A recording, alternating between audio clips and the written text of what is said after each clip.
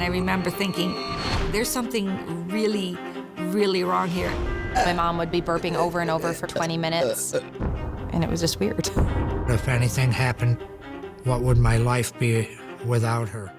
In the winter of 1956, Albert and Sophia DeGroat of Rockport, New York, were busy as ever raising 4 little ones. And when Mary Thalia was born in February of that same year, their happy family was thrilled.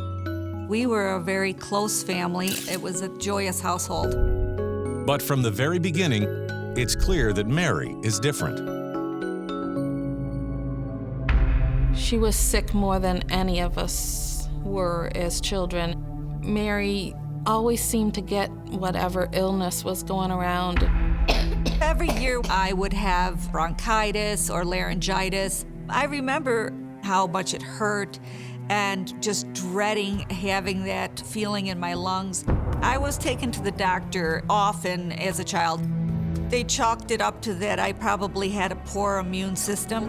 Along with the chronic infections, Mary suffers from another acutely embarrassing problem. I had a lot of problems with constipation and diarrhea. Mary keeps a stiff upper lip and does her best to manage the condition. But shortly after starting elementary school, out of the blue, a bizarre new symptom appears. I could belch like a trucker. Mary would burp really loud out in public, and I'd always, be like, Mary, and she would say, I can't help it. But Mary can't stop it, and as she gets older, her problems only seem to get worse. As I went into my adolescence, I remember having an incident that really made me realize how embarrassing my symptoms were. My mother took us to a store to pick out clothes. I was having a lot of cramping, and there wasn't a bathroom in this store. And I was just feeling like I was going to have an attack of diarrhea, and it was something that I thought that I would be able to control. I ended up waiting too long and having an accident right there in the dressing room. I was so devastated. I remember just being at the bottom of despair. It scarred me in a way. And I think it's also a time when my mom realized that it was a bigger problem. Horrified by the incident, Mary's mother takes her to a gastrointestinal specialist who performs a full GI series to examine Mary's stomach, esophagus, and intestines. They diagnosed it as spastic colitis. Spastic colitis, known today as irritable bowel syndrome, is a condition in which spasms occur spontaneously in the intestines, causing abdominal cramping, pain, diarrhea, and constipation. Mary does try to manage the symptoms by changing her diet, but the attacks continue throughout high school. By the time she's ready for college, her symptoms have literally taken over her life. In the midst of all her anxiety, the last thing Mary is expecting is to fall in love. But just a few months before graduation, that's just what happens when she meets classmate Mark Mahoney. They marry in 1978, and a year later, she's thrilled to discover she's pregnant. Unfortunately, it isn't long before Mary's pregnancy begins to make her uncomfortable symptoms worse.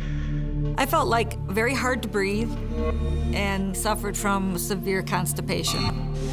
I did discuss it with the doctor. They just chalked it up to normal pregnancy symptoms. Mary pushes through the pain, and in March of 1979, gives birth to a healthy little girl they name Anastasia. Mary quickly settles into life as a stay-at-home mom. But her health problems continue to plague her. There was times when my mother had to get to the bathroom very quickly. She would sort of get stuck in sort of a burp attack that she would be burping over and over for maybe 10, 15, 20 minutes. I started visiting doctors more often. My regular doctor treated me for the acid problems with prescription drugs, but it was just putting out the fires rather than finding out what caused the fires. But while Mary desperately searches for answers, her husband is finding it increasingly difficult to deal with the situation. In the fall of 1996, Mary and her husband file for divorce. Then, in 1998, Mary is introduced to James Ross by a mutual friend, and there's an instant chemistry between them. I was struck by her beauty and by her intelligence. She didn't tell me anything about her health problems. In May of 2004, the couple ties the knot, and as part of their new life together, they decide to open an antique store. I would be able to manage my symptoms. But just when Mary least expects it, she wakes up one morning to an alarming new symptom. I started really having a lot of problems with breathing. Certain that she's contracted a case of viral pneumonia, Mary's doctor puts her on strict bed rest for 3 weeks. But just when she feels she's turned a corner, things go from bad to a whole lot worse. Just clearing away the snow from the front of the shop, a small little area. I would pick up one shovel of snow and it was like burning pressure in my chest. She made an appointment that same day to see her primary physician. As a first step, the cardiologist performs an echo stress test to evaluate the flow of blood through Mary's heart valves. Mary's cardiologist explains that she has cardiomyopathy. In short, her heart muscle is so dangerously weakened that she could go into cardiac arrest at any moment. Suddenly, the family is facing a grim reality. There's no cure for Mary's condition. For the next 5 years, Mary lives in terror of suffering a sudden and deadly heart attack. After 5 years, I was then eligible for insurance to pay for an internal defibrillator. It was put in as a safety device. An implantable defibrillator is about the size of a pack of cards and is connected to the heart with electrodes. If the heart suddenly stops or beats irregularly, the electrodes briefly shock the heart back into motion. With the risk of cardiac arrest in check for now, James turns his attention to Mary's chronic and debilitating digestive problems.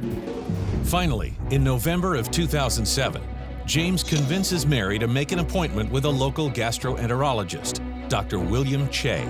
Dr. Che explains that Mary will eat standing in front of a fluoroscope, a type of X-ray machine.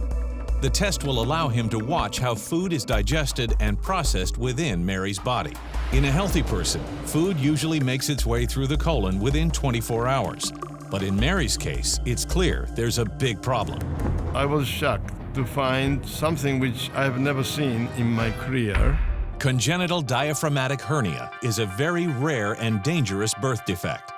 In a healthy individual, the diaphragm, a dome-shaped muscle that sits between the abdomen and the chest, keeps the abdominal organs from moving into the chest cavity. But in patients like Mary, there's a hole in the diaphragm. As a result, organs from the abdominal cavity are pushed up through the opening into the chest. Basically, Mary's colon has been taking up space that her heart and lungs need, with dire results.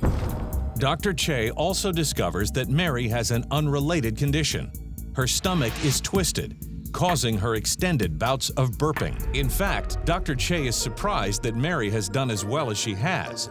The condition is so dangerous, it could kill her at a moment's notice. It's imperative Mary undergo surgery to put her colon back in place and seal the 4-inch hole in her diaphragm right away. But the procedure is risky. Her heart and lungs are already so compromised, they may not be able to handle the stress of the long, complicated procedure. I was thinking about if anything happened to Mary, what would my life be without her? A grueling 7 hours later, the surgeon pronounces the operation a success. When I came out of surgery, I was told that they had removed 1.5 feet of my colon out of my chest cavity, and they had been able to put it back where it was supposed to be without removing any portions of it, and they put a Gore-Tex patch over the hole.